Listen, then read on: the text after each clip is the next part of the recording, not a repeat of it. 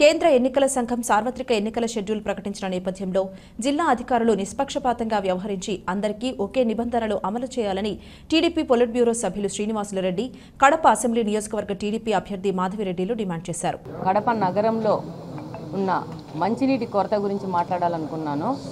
దాదాపు ఒక 15-20 రోజుల నుంచి 4 నుంచి 5 రోజులకు కూడా నీళ్లు రాని పరిస్థితి ఉంది. ముఖ్యంగా ఈ నెల రంజాన్ మాసంలో ఈ యొక్క పరిస్థితి అనేది చాలా దురదృష్టకరము. ఈ 5 సంవత్సరాల నుంచి ఈ కడప నియోజకవర్గ శాసనసభ్యుడు ఈ కడపలో నీటి సమస్యను తీర్చడంలో విఫలమైనాడు.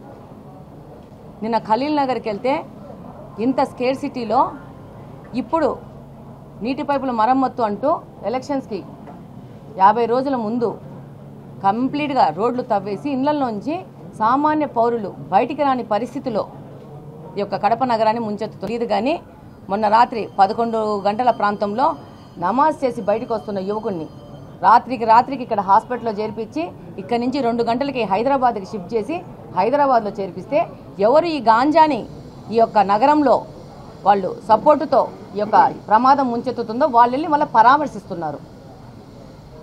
ఈ గాంజాని ఈ విధంగా కడపలో ఈ విధంగా దుమారంలాగా తీసుకొచ్చేసి దీన్నంతా చేసిన అధికార పార్టీ వాళ్ళు మళ్ళా వాళ్ళు చేసిన తప్పుకి ఏమాత్రం ప్రాయశ్చిత్తం లేకుండా వెళ్ళి పరామర్శిస్తున్నారు. ఆగస్టులో లక్షిత అనే అమ్మాయిని పులి చంపిందన్నారు. ఆ అమ్మాయి చంపిన పులిని పట్టుకున్నారంట. ఫోరెన్సిక్ టెస్ట్ల ప్రకారము తిరుమలలో లక్షిత ఆగస్టులో చనిపోయిన అమ్మాయిని పులి చంపితే ఫోరెన్సిక్ ల్యాబ్లో పెట్టి పులిని పట్టుకున్నారంట. కానీ 5 సంవత్సరాల క్రితం చనిపోయిన వివేకానంద రెడ్డి గారికి సంబంధించిన హంతకులను మాత్రము పట్టుకోలేకపోతున్నారు. ఇది రాష్ట్రంలోని పరిస్థితి. ఇది కడప జిల్లాలో పరిస్థితి. 6 పులులను పట్టుకున్నారంట, బోనులో వేశారంట. అందులో 4వ పులి యొక్క ఆనవాళ్లు మ్యాచ్ అయినాయంట. కాబట్టి ఆ పులి హంతకుడు అని నిర్ధారించినారు 6 నెలల్లో మన ఆంధ్రప్రదేశ్లోని పోలీసులు, అటవీ శాఖ అధికారులు.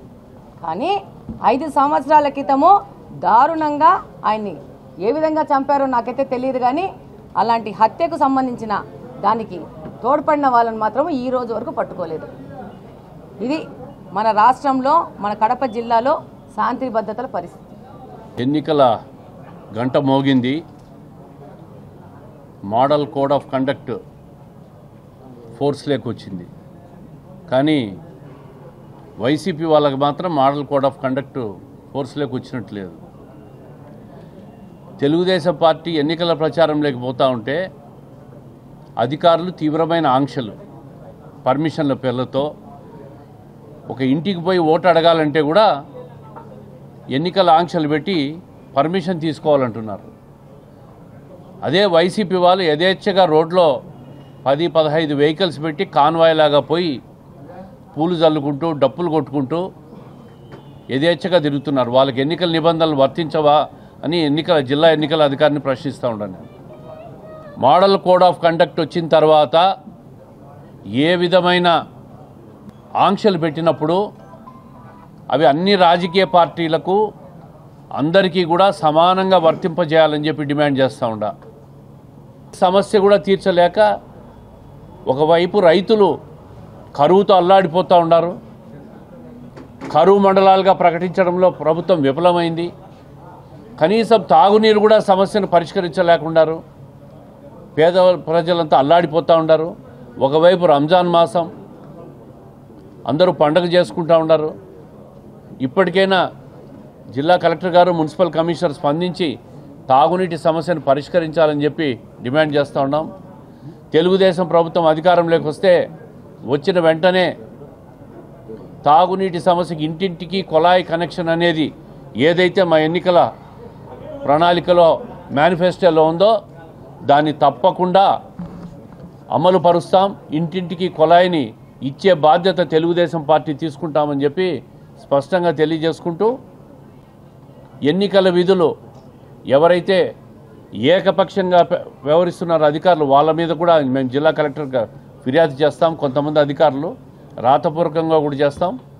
వాళ్ళందరినీ కూడా ఎన్నికల విధుల నుంచి తప్పించాలని చెప్పి డిమాండ్ చేస్తాం.